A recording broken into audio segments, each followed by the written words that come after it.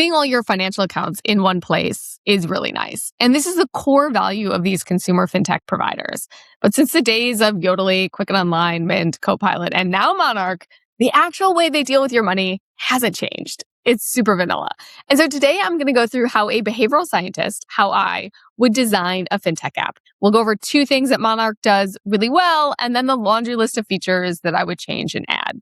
Okay, so first you're seeing Monarch, and this is kind of a shell account for me. It's account that pays rent, so money comes in, and then I pay a landlord. So we don't know each other well enough. I'm not showing you my full financial picture here, but it does help illustrate Monarch's features. So the first thing that they do really well is they double down on the core value that people get from Monarch. They basically are like, look, everybody wants to see their accounts together. And so we're going to make it easy for your spouse to add their account and you to have a full picture of all of your accounts joint and not, and they give you different views. And I really like this because this is the reason people come to the app. And instead of creating random new features, they're basically saying, let's do the thing people want really, really well.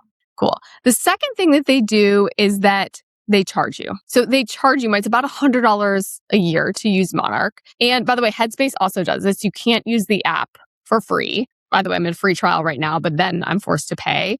And by doing this, they commit you to try at least a little of the product. And Monarch is actually much more advanced than Headspace in that you'll likely put your data in there within the first 7 days. And that means you're not going to want to cancel. Hello, sunk costs. Okay, so those 2 things make it really compelling and likely one of the biggest reasons that Monarch is so successful right now.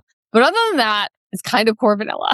So they have goals. They have budgeting. They have advice. They have category management. They have cash flow. Like they do the things, but I don't think that's enough. And we kind of know it's not enough because if it was, all of these financial apps wouldn't be in the graveyard of apps, right? So almost all of those apps I mentioned died. Lack of business model and lack of user engagement. People just don't love doing their finances. We don't love logging in to do budgeting and cash flow and reoccurring expenses every week. And so you have this aspirational good that hasn't yet made it into kind of a reoccurring consumer app.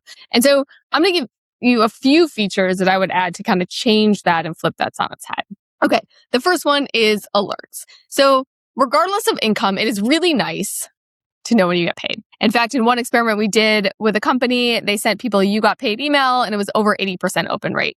People love money.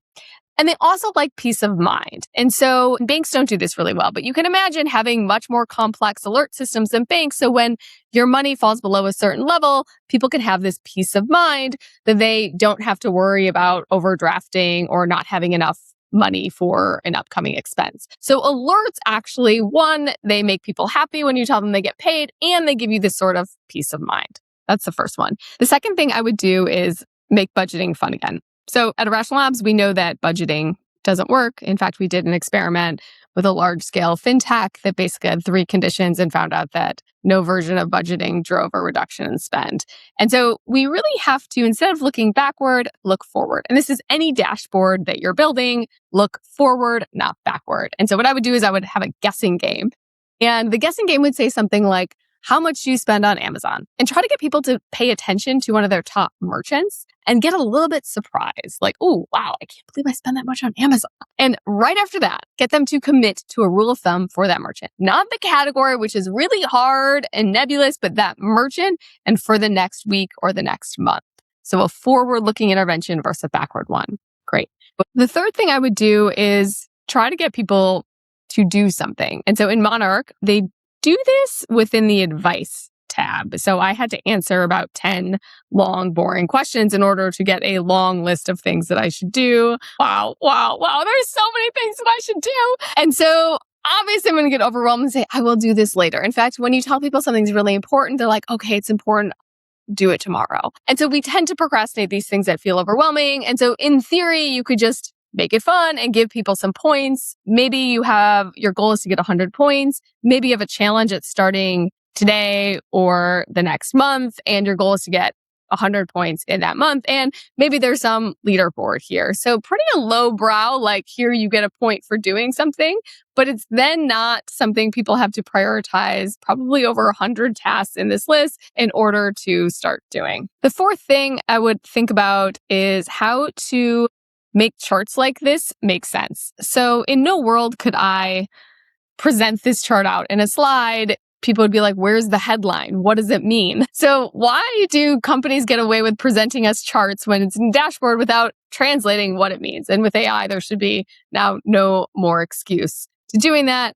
And I would take it a step further and say, yes, this is a cash flow chart, but it doesn't tell me the core insight that I have. One is money comes in on the 22nd and it leaves on the 30th to pay the landlord. So that is the real cash flow insight, that I should know that money comes in. And maybe you can even have an action here that says get an alert when money comes in. So now you're pairing some insight with action to help me live this better financial life and have this headline. And the last and overarching comment here is to have the fintech companies think about themselves more like they need to convince you to be engaged versus you need to figure out with all of their features how it can be helpful to you. So imagine a headline were just to say, here's some advice. No headline ever would say that. They would say something like 3 things Jennifer Aniston does for her skin. And you'd be like, I have to know that.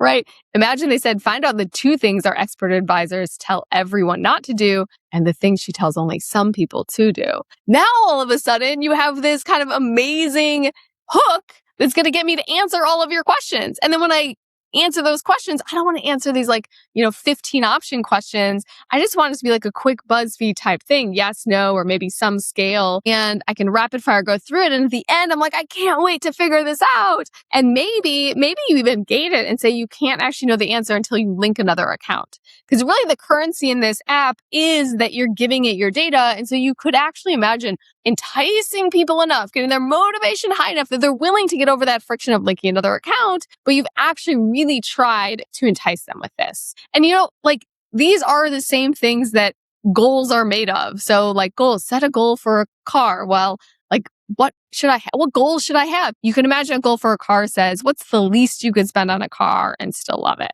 Right? So instead of basically doing the linear thinking of humans want to set a goal and be tracked on the goal, you actually want to think, what are they interested in doing? And can you actually offer some value in that moment that they may not know? So you're satisfying some curiosity there, and then you're actually going to provide value by giving them the answer. So if I were to launch a fintech app, for sure, like Monarch, I would be charging you. There'd be no free lunches in my fintech app. But you'd also hopefully do something different with your finances because of it.